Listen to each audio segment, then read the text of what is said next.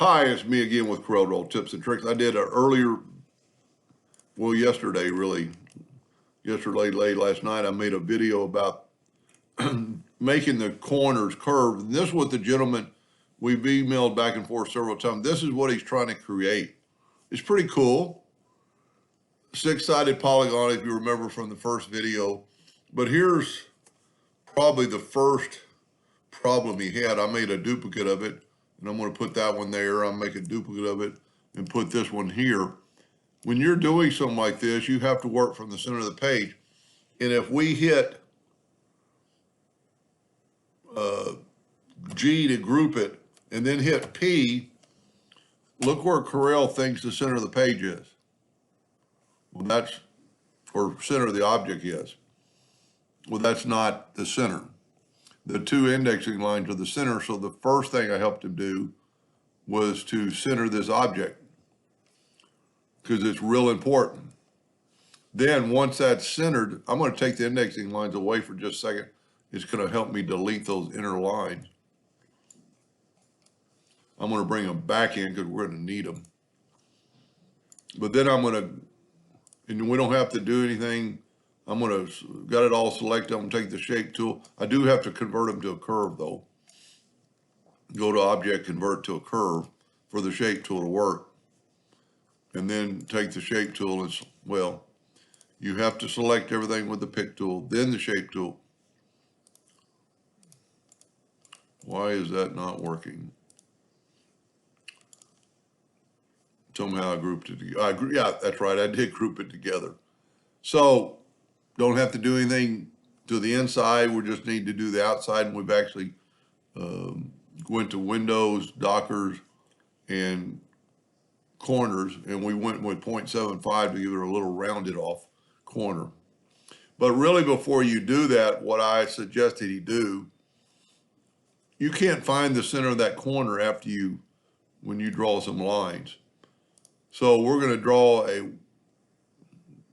with the 3-point curve line of work. We'll go from that node to like that node, and then we're just going to kind of curve it up. But then we want to go from this node to really that node and then curve it way up and see I'm actually off that node. So let's go from that node to that node and curve it up. But I want to get on the other side of that line. If you can see it now, I'm past the midpoint. So what we're going to do is take our line and nudge them out of the way for a second, select all this, and now we're going to round these corners 0.75. And there's no node in that corner now, so this is going to help us put it right in that same area that it was.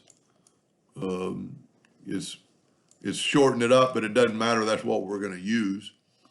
And you can see we're past there. We actually need to bring this, and this is the good thing about it. We've discovered everything doesn't have to be perfect.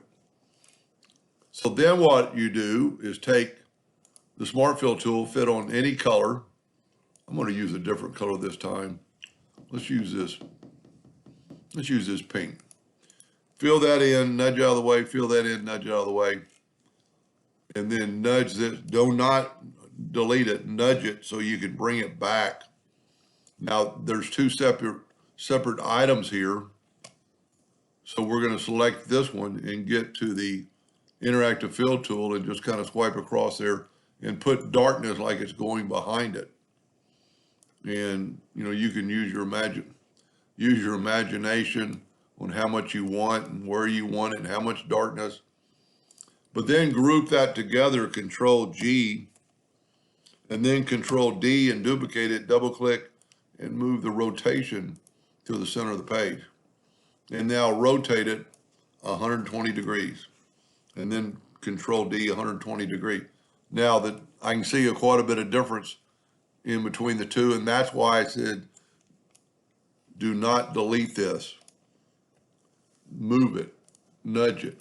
Because now we can make that shape go more toward that X, so we won't have such a little hole in there. So we're going to do the same thing, exactly the same. Smart Fill, that one, I'm going to go right this time and right this time.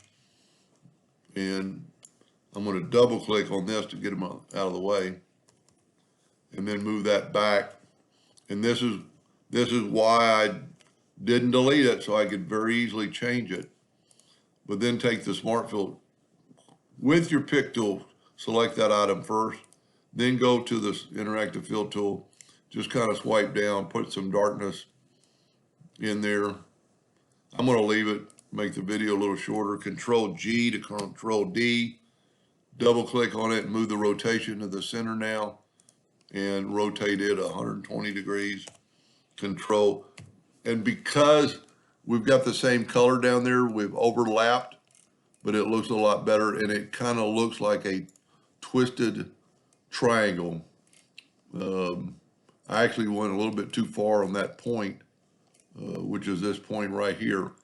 But that's very easily, see, you could move that and have that more of a curve there. But that's still, it's a pretty cool design. It actually looks like it's twisted. Anyway, I hope that, well, I've already helped him. I've already sent it to you. I just thought I'd finish the video. Thank you for watching.